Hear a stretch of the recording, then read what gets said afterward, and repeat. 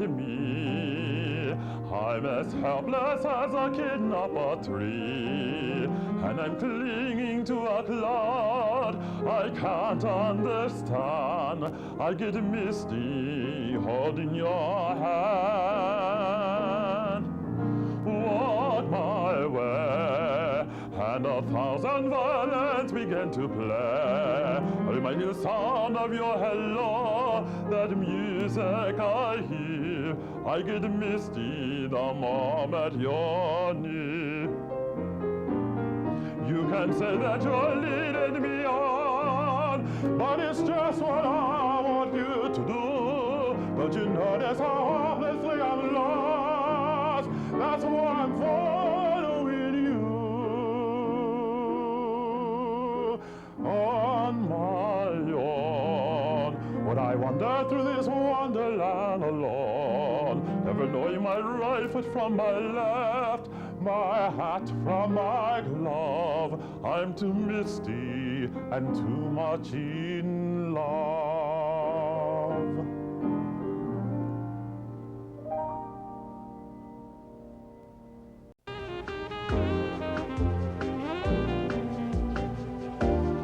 My guest this evening is Tiger Wang, owner and head chef of the China Cottage. Good to see you again, Tiger. Good to see you, William.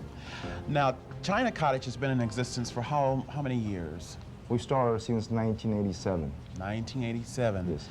And business was so good, you decided to open up another branch of the China Cottage, this one here. That's right.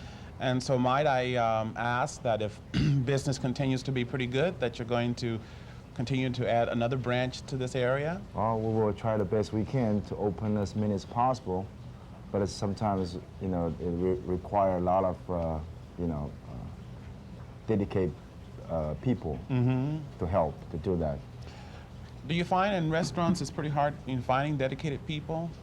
Oh yeah, yes. It's a challenge. It's a very big challenge because it requires a lot of time involved in there and talent of Chinese cookings, and also providing a very consistency, quality, and service. And it's very hard.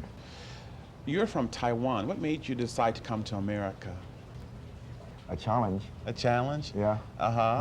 And so you started working with your brother in the restaurant business, and you just sort of branched out into the China Cottage. That's right, yeah.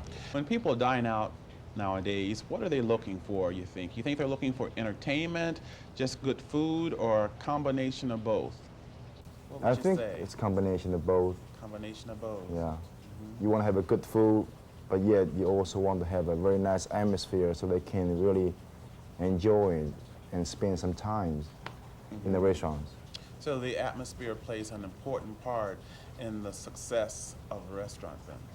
Well, I think the food is the most important. Food is the most important. And then atmosphere come with it. Okay. Yeah. What makes the China Cottage restaurant different from all the other Chinese restaurants in this area? My experience is, I think there's a lot of things involved. Consistency, quality of the service, and knowledge of the food that we prepared and how to introduce your items to the public. That's very important. A lot of people right now, all they do is they think they can cook some Chinese food and they can just go ahead and put a kitchen together and open up a restaurant. But I don't think that is the right thing to do. I think people, whoever do that, should have ability of introduce some cultures and the secrets beyond the cookings. I see. So I try real hard on that part, try to understand everything that we do here and try to be able to come up with a reason why we're doing this, why we're doing that. And that's also very important. Yeah. So what are we going to prepare tonight? Yangtze shrimp. Ah, that tonight. sounds wonderful. Let's get started. Okay. Okay. So Chef Tiger, we're going to prepare Yangtze shrimp tonight. Yangtze shrimp. Where do we start? Well, first of all, let me introduce some ingredients that's involved with Yangtze shrimp. Okay. Right here, you see, I have 20 jumbo large peel and divan shrimp, plus 5 small pieces of black mushroom, carrots, snow peas, baby corn, fresh garlic, and fresh onions. Let me start to chop some carrots and slice some garlic, some onions. Okay.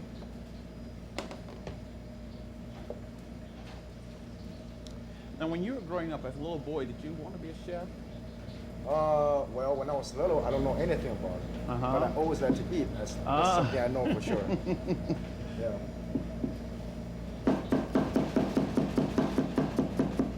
You slice the carrots, not too fine, but not too thick, so you can cook them all the way through evenly. Okay, you slice the carrots on the side, then you pick up the garlic. This garlic's already been peeled. Okay, now I'm going to slice this garlic too.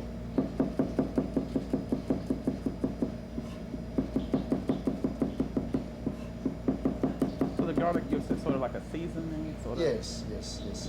With the garlic, always make the dish taste more delicious. So is onion, but it also depends on what type of dish that you're preparing. Garlic, normally I go with meat, seafood, and onions are more go with the pork.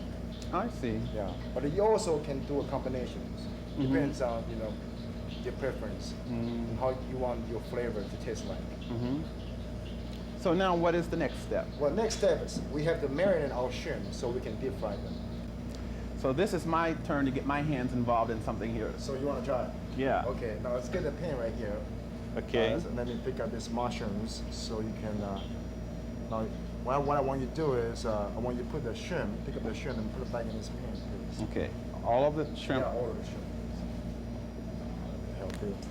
Okay. All right. Now I'm gonna take this pan away, and I want you to take some. Take the egg first. Take the egg. Break the egg. Put everything, the whole egg, in the shrimp, not the shell. And the salt. Not the shell. And the salt. Okay. Entire salt? Yeah, try it. Let me All see. of it? Yeah, that's enough. That's enough. Now, I want you to just smash them all together. Well, not smashing it. Mix them all together. Well, this will get sort of. So you can make the salt even out to the shrimp and egg.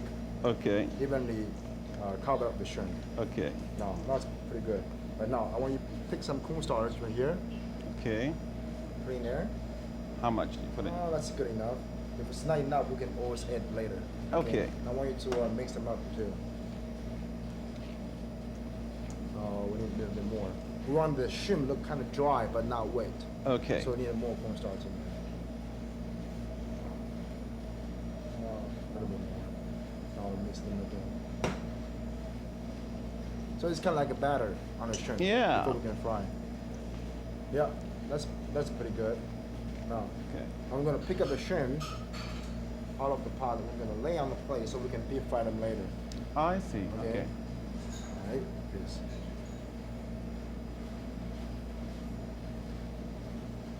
Is this dish pretty popular? Oh yeah, it is. It's always real popular in here.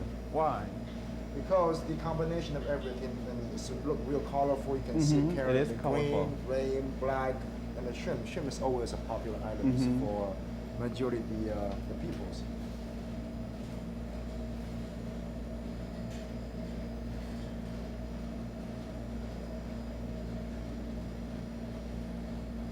Okay, now we are ready to fry them and cook them. Okay.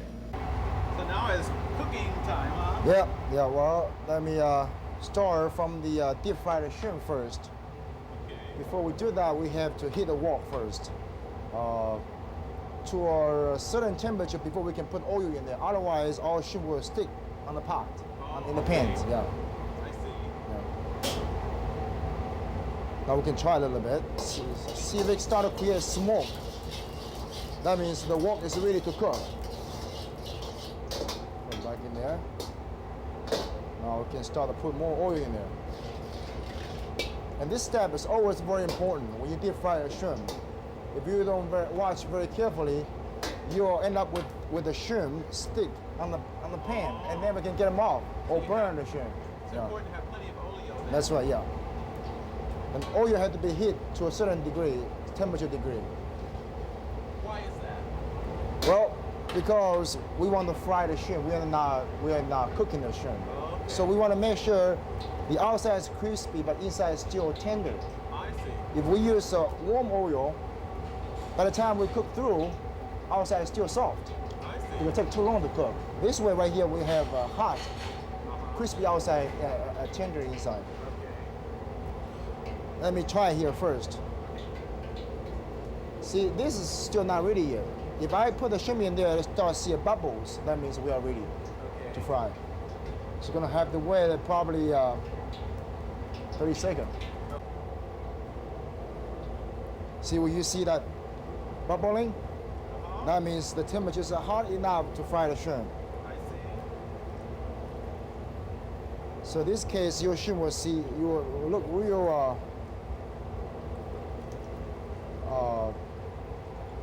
golden, crispy looking.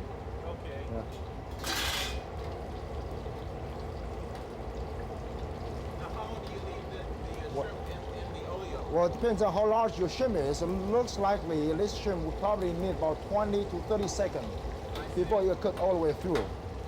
In the meantime, I'm gonna go ahead and cook some sauce for the shrimp. Still, I have to heat the wok first. And with probably 2 tablespoons of oil. This is a salad oil. And I'm gonna heat the wok. See, if it gets too hot, I have to shut the fire off. Now, this is garlic that I just slice and onion. And put that to enhance, use the oil, hot oil to enhance the garlic flavor and the onion flavor. Okay? Now, I think the shrimp is probably ready right now.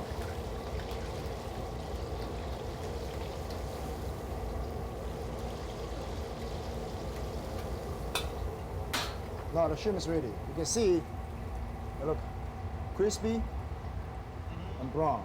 Okay, now we'll cook the garlic and onion to a little bit light brown colors. That's ready for the sauce. I'm gonna put this is a hot bean sauce. 1 tablespoon, Hot, meaning that it's spicy. spicy. Yeah, spicy. It'll take your breath away, huh? It's bothering me. Well, it's not that spicy, but it's a very famous sauce for Chinese people. Now I'm gonna turn the fire up. Now we're gonna add, this is soy sauce. All right, and sugar. We use a lot of sugars for this. Now, I need 1 spoon of the chicken broth.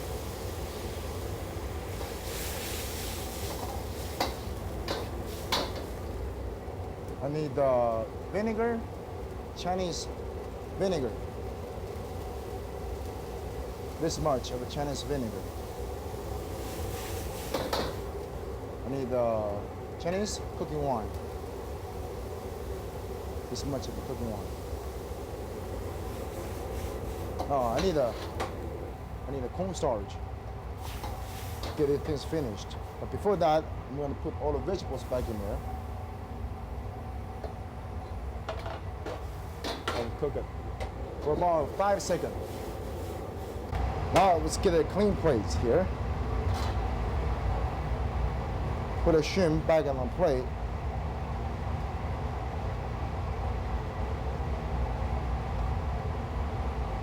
Even the shrimp looks, colorful too. Yeah.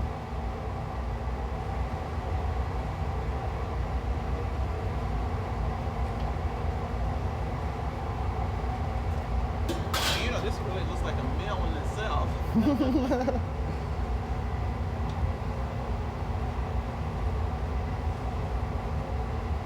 What kind of drink would you have with this dish? Drinks? Yeah, Well, I think Chardonnay some kind of white wine will go real good with this. Yeah.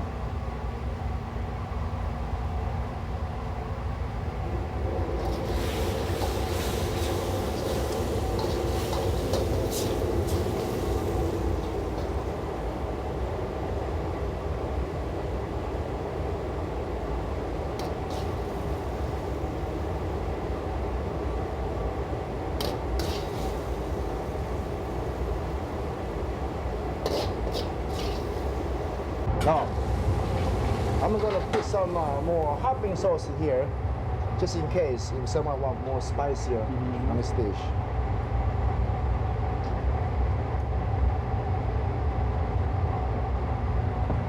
There we go. Wanna try? This looks so colorful and looks so good. Let's go out in the dining room and try this out. You ready, huh? Yeah. This looks good. Smells good.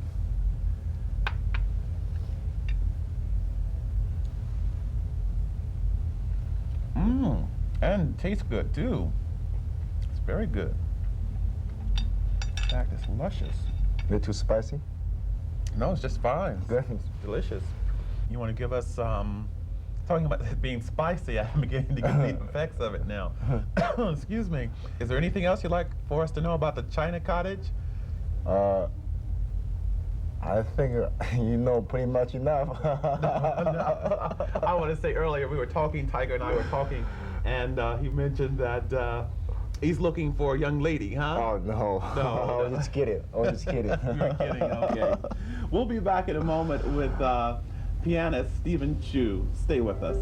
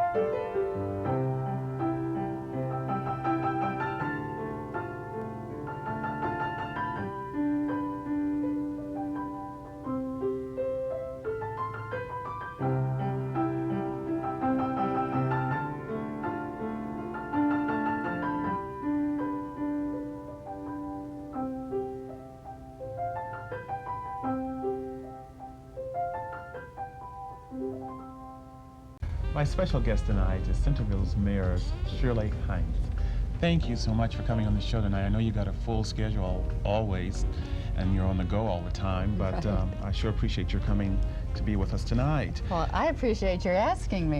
It really is a pleasure to be here with you, Mr. Pace. Thank you.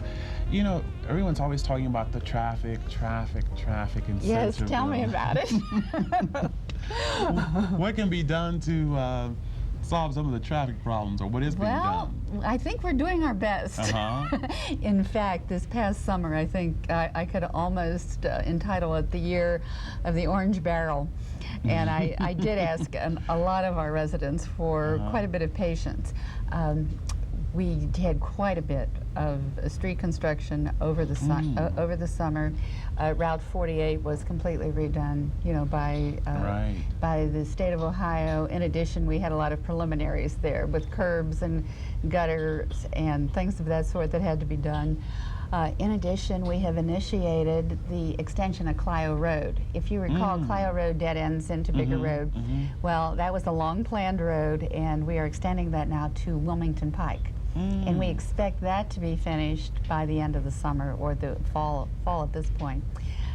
In addition, you might have noticed Wilmington Pike is finally being widened between actually Brown Road in Kettering all the way to Alexandersville-Bellbrook Road.